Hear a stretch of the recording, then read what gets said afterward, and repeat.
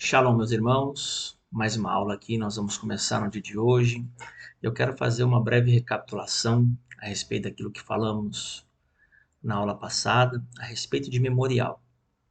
Memorial, diante do Senhor, são vozes que falam a nosso respeito diante dele, mas não são vozes que saem naturalmente como sai a voz dos nossos lábios, né? Essa voz são a voz das nossas ofertas, são a voz dos nossos dízimos, das nossas entregas ao Senhor. Então, tudo isso, né, diante dele é como se fosse erguido um memorial e aquilo emitisse um som a nosso respeito. Agora, o que é interessante, né, e eu vou dar uma pincelada aqui, não é o assunto, mas é para você entender, que assim como existe isso, existem os memoriais erguidos nas trevas. Você vai aprender isso no decorrer do curso, no nível 2. Né? Você está no nível 1, mas eu quero te dar uma pincelada para você saber o tanto que isso aqui é interessante. O que você gasta, de repente, com finanças, em prostituição, vícios, cigarro, é, jogos, é, os mais diversos, drogas, né, motéis, essas coisas todas. São altares que são erguidos também, mas não são diante do Senhor apenas. Também as trevas têm acesso a isso e isso faz com que elas possam reivindicar para elas as coisas que são de posse das pessoas por direito em Deus. Agora, o ponto é que tudo no reino espiritual é jurídico. Então, o que eu estou te trazendo aqui, na base desses fundamentos das ofertas, é como você vai trabalhar isso dentro dessa zona de proteção e dessa zona de defesa, porque dízimos e ofertas e primícias, né, que nós estamos aqui na introdução falando, falaremos de primícias um pouquinho mais para frente, você vai entender que existem bênçãos específicas para cada uma delas e que existe uma zona protetora que quando eu faço isso, eu consagro ao Senhor todo o meu montante. Então, Satanás não pode mexer. Agora, se você fala assim, Tony, mas eu estou passando por algo que mesmo entregando tudo isso, Satanás continua mexendo. Por quê? Então é necessário fazer uma investigação, porque às vezes há altares e memoriais erguidos pelos seus antepassados, e isso não foi destruído. E isso faz com que o que você vive hoje seja cobrado de você. Então, entenda que Deus é um Deus geracional, assim como ele abençoa, né, por exemplo, Abraão, Isaac e Jacó, e dali vêm as demais descendências, ele também permite a nós que a maldição seja transferível, porque o princípio é o mesmo. Então, nós precisamos remir isso. Jesus, ele é a oferta pelo pecado, né? Ele não é todas as ofertas de Deus. E se você for olhar na primeira aliança, falava-se sobre, por exemplo, voto, falava-se sobre oferta de manjares, falava-se sobre oferta de ciúme. Você sabia que tem isso? Números capítulo 5. Eu não vou entrar no mérito, mas eu estou te abrindo aqui para você entender que todos esses tipos de ofertas são memoriais que falam diante de Deus. E existem ofertas para várias e várias situações. Então, a questão do sacerdócio é saber administrar energia e canalizar isso dentro da escritura. Quando você souber e aprender nesse curso, e no próximo também você vai receber muita instrução a respeito de como direcionar essas coisas para benefícios não apenas seus, mas de todas as pessoas que vierem até você. Tá bom? Então tenha isso em mente. Então eu fiz esse breve resumo para você entender a importância dos memoriais. Porque dízimos e ofertas, né, agora voltando aqui, são memoriais que falam a nosso respeito diante de Deus e são eles que fazem Deus tomar a posição de ouvir e praticar o que estamos falando ou resistir à nossa oração. Você sabia que isso aqui é um fator determinante? Se você somente é uma pessoa, entre aspas, boazinha, que ninguém tem mal o que falar, etc, etc, etc, mas o Senhor não enxerga vozes falando diante dele a seu respeito, como por memoriais em momentos específicos, você pode não ser atendido. Claro que existem outros fatores, mas esse é uma linha de corte, tá bom? Então tenha em mente que o Senhor ele tem o poder de pelos memoriais, olha só, fazer separação entre os que servem e os que não servem a ele. Malaquias capítulo 3, lá no finalzinho. E vereis outra vez a diferença entre os que servem e os que não servem. Então eu quero fechar o livro de Malaquias aqui com vocês, entrando hoje, né, na nossa apostila no capítulo 4. Hoje você vai aprender coisas muito interessantes a respeito da questão das ofertas, dos dízimos e da intenção de Deus nesse período, porque lembra? Assim como uma pessoa confessa o seu pecado e o deixa, ela alcança a misericórdia. Mas quando ela faz isso, ela precisa retornar ao altar financeiro. Porque senão, se ela continuar gastando com as mesmas coisas que ela gastava, no que diz respeito a vícios, né, prostituição e essas outras coisas, ela retornou para Deus de boca, mas ela continua honrando outras entidades. Então, tudo isso tem que ser quebrado, tudo isso tem que ser reposicionado. E isso não é somente você praticar. É necessário que o sacerdote que recebe isso de você tenha instrução para guerrear em seu favor. Então, não é fazer qualquer coisa de qualquer jeito para qualquer pessoa. Porque se for só isso, é mais fácil você fazer uma caridade, dar dinheiro para o pastor, dar dinheiro para alguém que você gosta. Tá bom? O meu povo é destruído porque lhe falta conhecimento. Oséias 6,3, no verso 4, ele ainda fala, porque tu, ó sacerdote, rejeitaste o conhecimento, eu também te rejeitarei, para que não sejas sacerdote diante de mim. Então entenda que o Senhor pode rejeitar o sacerdote porque ele não sabe representar o Senhor diante dos homens. Agora, mas Tony, Jesus nos comprou isso, isso e isso. Claro que sim, mas se você continuar omitindo a questão sacerdotal, você vai desfrutar quase nada e as pessoas menos ainda, porque você foi levantado para ser resposta para as pessoas. Você não foi chamado somente para poder viver sua vida, sentar lá no domingo na igreja e esperar Jesus voltar para ir para o céu. Tá bom? Então tenha isso em mente que é muito importante que você saiba. Eu quero reiterar algo, né? Não é Oséias 6,3, é Oséias 6,4. Tá bom? Meu povo é destruído porque lhe falta conhecimento e aí depois a extensão do texto para baixo, como fiz menção. Olha só, então vamos pegar a apostila aqui e nós vamos seguir para falar a respeito do sol da justiça. Tá? Eu vou continuar da apostila aqui. Olha só, Malaquias 4:1-6.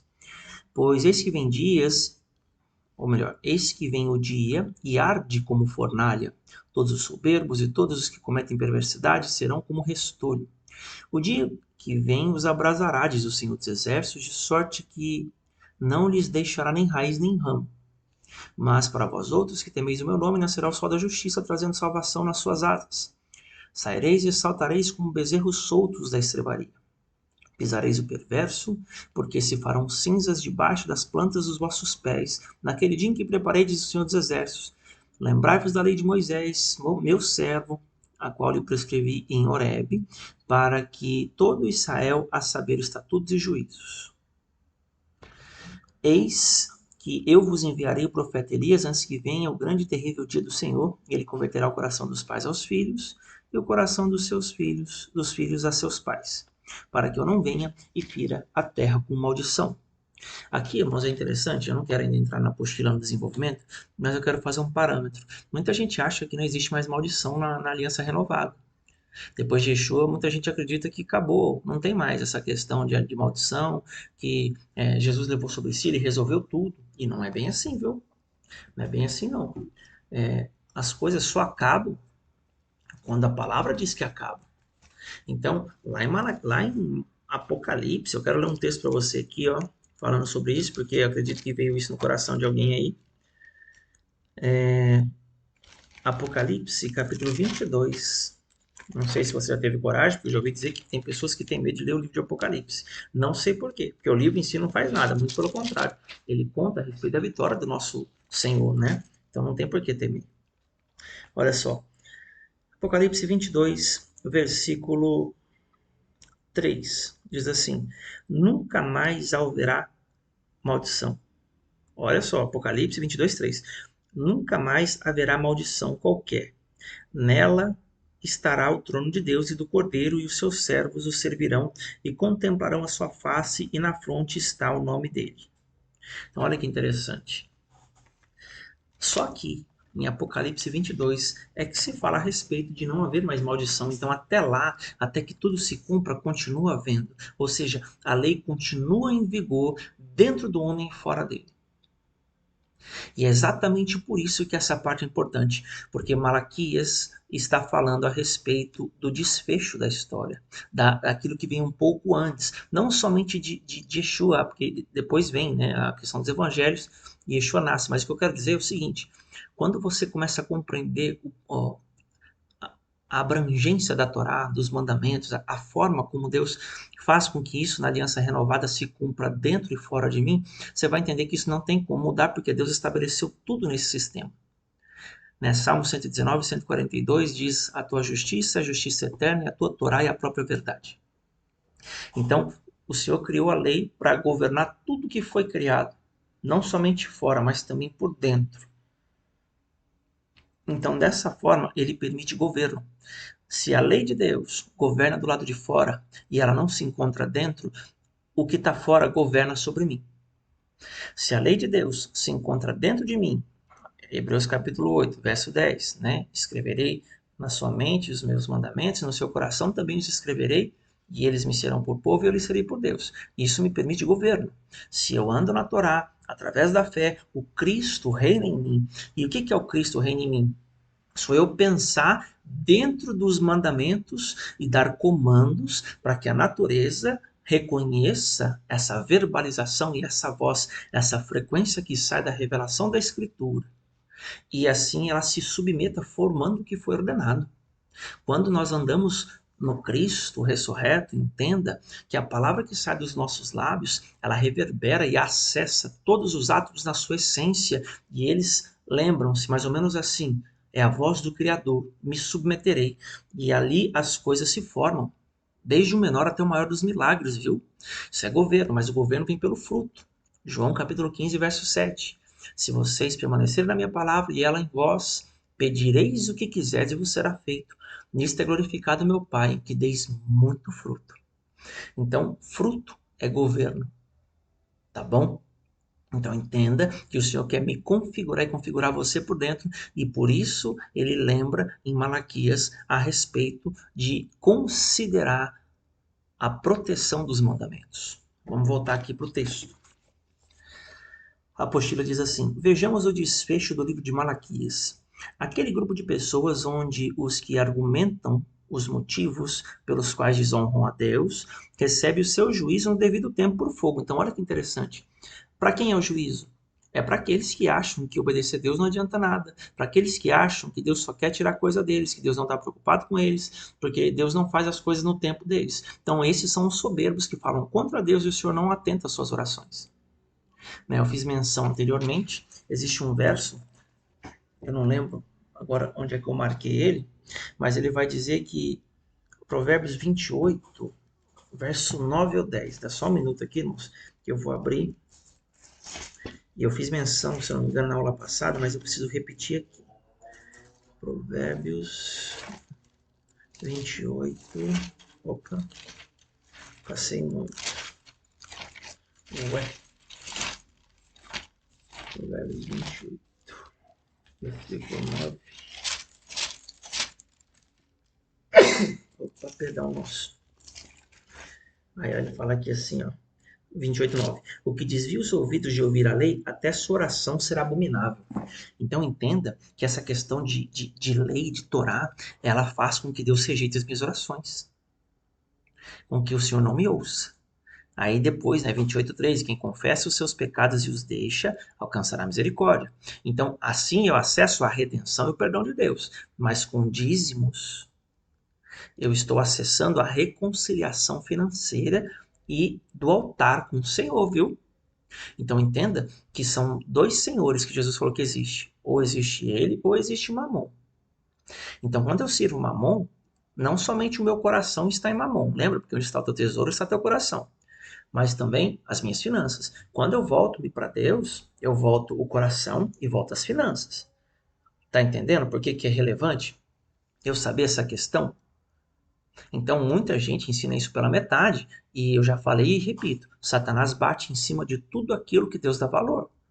Ele tenta jogar pelo menos confusão para que as pessoas não compreendam e assim não desfrutem, porque a palavra de Deus é para desfrute, não é para colocar você numa caixinha, para impedir você de fazer o que você gosta. A intenção do Senhor nunca foi essa. Tá bom? Vamos lá, vamos continuar aqui o texto. Vou até fazer uma observação aqui que é interessante. Mateus 6, isso aqui eu não coloquei na apostila, esse verso que eu falei para vocês eu vou acrescentar depois. Mateus 6, 19. Aqui, joia. Agora vamos continuar aqui, irmãos. O juiz é por fogo, hein? Notável também é o fato de que não lhes deixará nem raiz nem ramo, ou, em outras palavras, vai queimar por fora. As circunstâncias vão ruir. E por dentro, emoções vão atribular.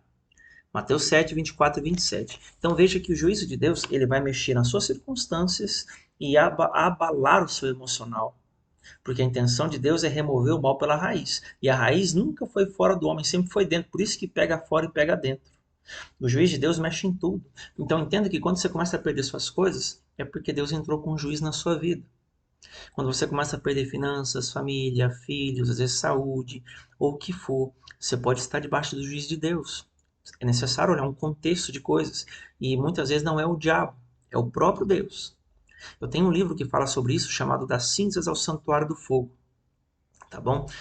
Se depois vocês quiserem saber mais a respeito ou quiserem adquirir um exemplar, eu tenho ele em PDF e tenho ele impresso. Você pode escrever nos comentários embaixo e eu passo para você o link e você pode adquirir o seu PDF ou você deixa aí o seu comentário e a gente entra em contato com você para poder te passar valores e frete.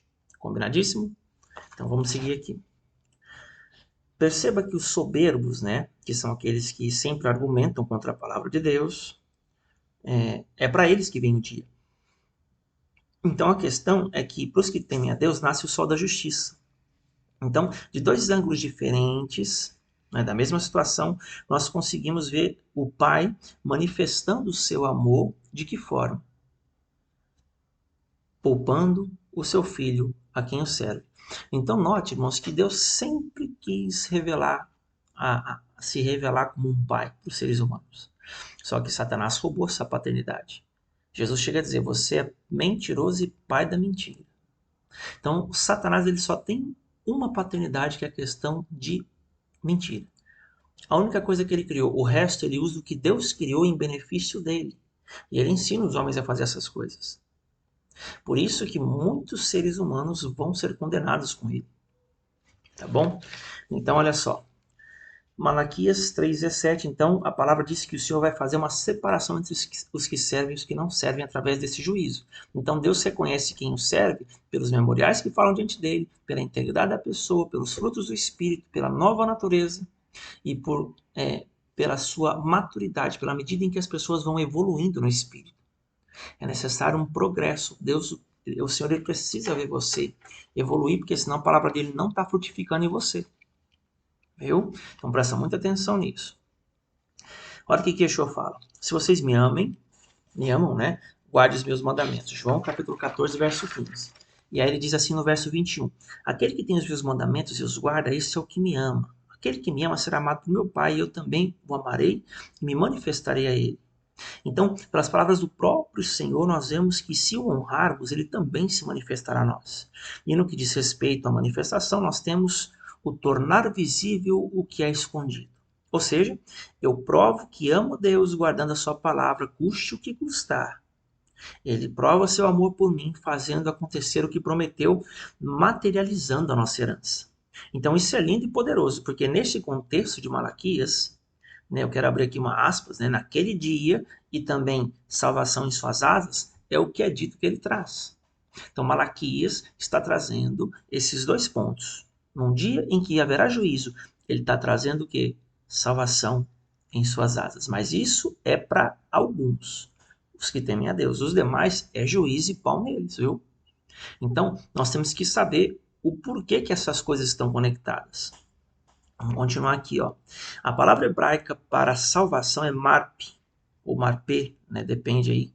E significa saúde e cura, né? São, no que se refere à mente, uma mente sã.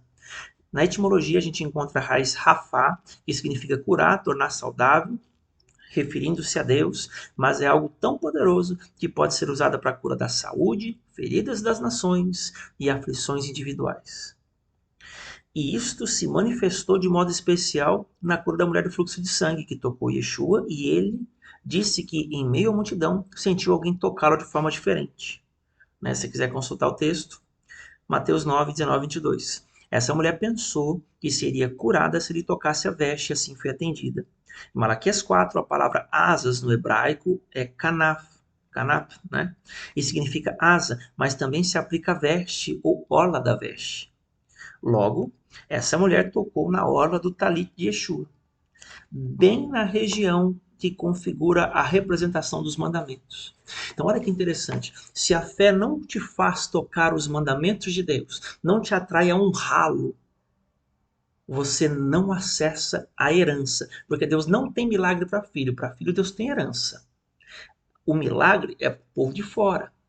Por isso que os sinais acompanham os que creem. O que são sinais? São milagres.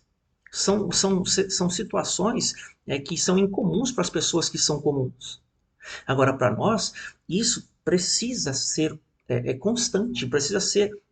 Nós devemos viver essas coisas e termos o que contar para Deus sempre novas experiências. Não podemos viver das antigas. Tá bom? Porque senão a nossa vida estagnou.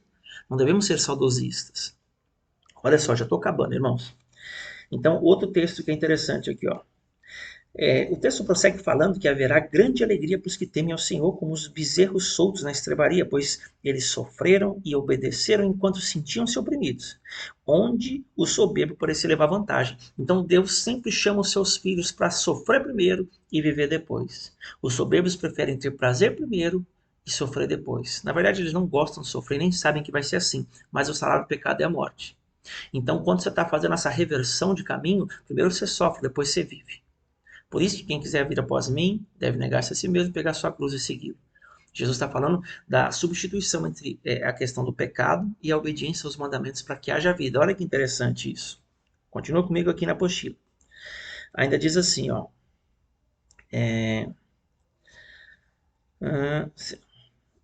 Finalmente, a vingança do Senhor é manifesta. Então, no verso 4 de Malaquias 4, diz assim, ó, lembrai-vos da lei de Moisés, a saber, estatutos e juízos, ou seja, a lei não deve ser esquecida, e para que isso não aconteça, o Senhor enviará Elias, aquele que restaura o altar de Deus e a obediência aos mandamentos. 1 Reis 18, 20, 46, e nesse curso nós vamos trazer um estudo profundo a respeito desse momento de Elias. Você vai entender no impacto espiritual daquela oferta naquele momento. Você vai entender o que acontecia, por que Elias fez o que fez do jeito que fez. Por que Elias pediu água para a oferta? Por que Elias pediu um boi para cada um? Por que Elias faz as coisas próximos do horário do sacrifício da tarde? Tudo isso você vai entender e eu vou abrir para você muitos segredos no nível 2. Então, se você está gostando até aqui, já pode ter certeza que o próximo nível ainda será muito melhor. Mas continua aqui comigo, vamos voltar para cá. E ainda diz assim, ó, e a vinda de Elias é um sinal de que este dia se aproxima rapidamente. Ele converterá o coração dos pais aos filhos, né, como diz o texto, mas não como se pensa aleatoriamente por aí. Os pais aqui são uma figura de Abraão, Isaac e Jacó, os quais o Senhor iniciou a nação hebreia. Perceba que Elias veio na pessoa de João Batista, né, Mateus 11, 7 até 19, e Jesus veio pouco em seguida. Agora nós notamos o espírito de Elias fluindo, trazendo um poderoso mover messiânico em toda a terra, lembrando as pessoas da lei de Moisés, para que o Senhor não venha e fira a terra de maldição. Com maldição, porque maldição, irmãos, ela só entra pela desobediência aos mandamentos. Não tem outro caminho. E a palavra hebraica para maldição aqui é heren, né, e significa algo devotado, dedicado, proibido, ou algo que foi completamente destruído ou designado para destruição. Isso é muito forte, irmãos. Muito forte. E sabe o que significa na prática? Eu vou deixar simples. Que todos aqueles que não se lembrarem de honrar ao Senhor e se reconectarem à sua aliança serão literalmente consagrados à destruição. Você quer que eu te provo isso? Apocalipse capítulo 20. Olha aqui que interessante. Vamos lá para o livro do desfecho da nossa história. Apocalipse, capítulo 20. Lá no versículo 14. Olha o 13. Deu o mar os mortos que nele estavam. A morte e o além entregaram os mortos que neles havia, e foram julgados um por um, segundo as suas obras. Então a morte e o inferno foram lançados dentro do lago de fogo, e esta é a segunda morte, o lago de fogo. E se alguém não foi achado inscrito no livro da vida, esse foi lançado dentro do lago de fogo. Mas ainda não é essa passagem que eu queria ler, mas essa também fala. Olha, Apocalipse 20, verso 10. O diabo, o sedutor deles, foi lançado para dentro do lago de fogo e enxofre, onde já se encontra não só a besta, como também o falso profeta, e serão atormentados por lá de dia e de noite. Então, para esse lugar aqui, irmãos, vão também os adoradores, viu? Todos os que odeiam a palavra do Senhor vão parar nesse lugar. Apartai-vos de mim, vós que praticais iniquidade, porque nunca vos conheci. Então, é muito importante que eu compreenda que eu estou próximo do dia do julgamento final, você e eu. E se eu não discernir os tempos e eu não retornar para a palavra, eu vou ter muito arrependimento depois e não vou ter volta. Então aproveita essa palavra, receba ela no seu coração e vamos aqui para a conclusão do nosso assunto. Hebreus capítulo 7, eu vou fazer um resumo para os irmãos aqui. A aplicação da lei em relação à natureza do sacerdócio, né? Natural e espiritual, efeito interno e externo. Irmãos, em Hebreus capítulo 7, quem recebe os dízimos ali é Jesus, Yeshua. Na primeira aliança eram homens comuns, mas na aliança renovada quem recebe é Yeshua através dos homens. Isso nunca foi retirado. Tá bom? Então entenda que o próprio Abraão pagou dízimos na pessoa, o próprio Levi pagou dízimo na pessoa de Abraão. Aí você me fala, como que isso é possível? Porque Abraão carregava a semente para Levi. Levi é descendente de Abraão. Então, quando Abraão entrega, significa que aquele que teria o sacerdócio pagou primeiro para aquele que já é o sacerdócio da aliança renovada. Porque a aliança renovada, o sacerdócio é o de Melquisedeque. O sacerdócio de Melquisedeque, irmãos, o que separa um do outro é que o de Melquisedeque tem vida indissolúvel. O que é isso? A lei rege ele por dentro e por fora. Levi não tinha nova natureza. Levi, ele nasceu debaixo da carne. Tá bom? Isso é só um detalhe que eu quero passar para você. Então, existe um outro texto que eu quero ler com vocês aqui, ó, onde Jesus, Hebreus 6:20, como precursor, entrou por nós, tendo se tornado sumo sacerdote segundo a ordem de Melquisedeque. Olha só. Hebreus 7:4-10. Considerai, pois, como era grande, né, a esse a quem Abraão, patriarca, pagou o dízimo tirado dos melhores despojos. Ora, os que dentre os filhos de Levi, é o que eu falei para vocês, ó, recebem o sacerdócio, têm mandamento de recolher, de acordo com a lei, dízimos do povo, ou seja, dos seus irmãos, embora tenham descendido de Abraão. Entretanto, aquele cuja genealogia não se inclui entre eles recebeu o dízimo de Abraão e abençoou o que tinha as promessas. E, evidentemente, é fora de qualquer dúvida que o inferior é abençoado pelo superior. Aliás, aqui são homens mortais que recebem dízimos, porém ali, aquele de quem se testifica que vive. Então veja, a diferença é quem recebe os dízimos agora. O que mais que nós temos aqui? Ó? E, por assim dizer, também Levi, que recebe dízimos, pagou-os na pessoa de Abraão. Porque aquele ainda não tinha sido gerado por seu pai quando Melquisedeque saiu ao encontro. Nunca foi tirado, nunca foi removido da Torá, dos mandamentos, da aliança renovada. Aí você fala, por que Paulo não ensinou? Porque não precisava ensinar na igreja primitiva o pessoal que já fazia o que fazia. Aquilo é ensinado para quem não faz. Para quem faz, não precisa aprender. A pessoa já sabe, já era da natureza dos hebreus da época, semearem, honrarem a Deus com seus dízimos e ofertas. Então ninguém precisa falar isso para eles, isso é praxe. Agora, a igreja, da nossa parte, por exemplo, a maioria dos irmãos não tem essa compreensão, apenas aprende o que tem que ser feito. Aqui você está aprendendo a como compreender o que acontece quando você entrega. Essa é a diferença desse curso que você investiu. Então vamos lá. Abraão honrou o sacerdócio de Melquisedeque e ganhou direito a uma família sacerdotal em Levi. Olha que tremendo. Eu vou ler de novo. Abraão honrou o sacerdócio de Melquisedeque e ganhou direito a uma família sacerdotal em Levi. Logo, o dízimo é reconhecimento sacerdotal.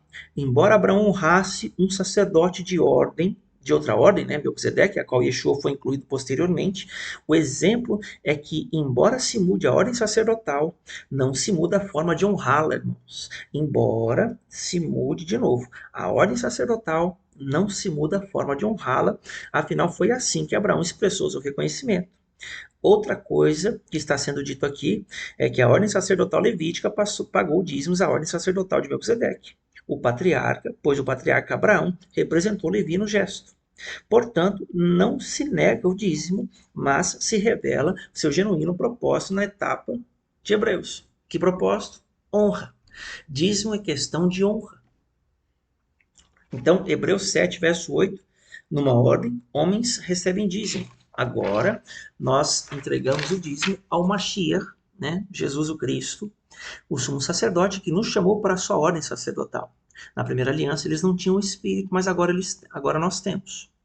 Logo, se Abraão honrava de tal ordem sacerdotal de alguém desconhecido desta forma, antes que a Torá fosse dada no Sinai, quem somos nós para desacreditar tal gesto ao nosso Senhor, o que nos foi revelado da mesma ordem?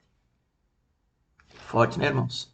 Forte. Então fica aqui a aula de hoje. Se você tem alguma pergunta, tem alguma dúvida, quer saber mais sobre o meu livro, você entender a respeito de quando é Deus ou quando é o diabo que está se opondo à sua vida, deixa seu comentário aí embaixo que a gente vai te atender muito em breve. Um abraço, que Deus te abençoe.